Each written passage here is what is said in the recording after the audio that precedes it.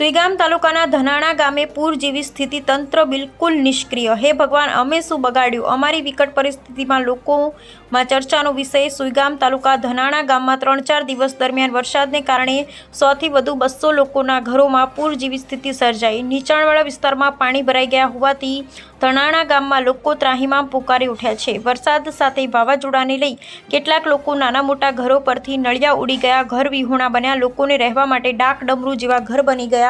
લોકોના નાના મોટા પશુ પાણીમાં તણાયા અને મૃત્યુ પામ્યા। ગામ લોકો બોલે છે, છેલ્લા કેટલાક કલાકોથી પાણી ભરાયેલા હોવા છતાં તંત્ર દ્વારા અત્યાર સુધી કોઈ પ્રકારના પગલાં લેવામાં આવ્યા નથી।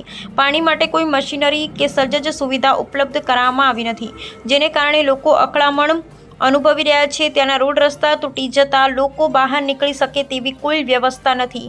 વાહન ચાલકો પૂર જેવી સ્થિતિનો ભારે સામનો કરી રહ્યા છે। ગ્રામજનોની માંગ એવી છે કે સરકાર તાત્કાલિક પાણીનો નિકાલ થાય તેવી વ્યવસ્થા કરે। આ પાણીનો નિકાલ તંત્ર નહીં કરે તો રોગચાળો, લોકોમાં ભય જોવા મળ્યો। રાહત ફંડ ફાળવે તેવી સરકાર પાસે અપેક્ષા રાખી બેઠા છું, નહીંતર ગામની પરિસ્થિતિ વધુ વિકટ બની શકે છે।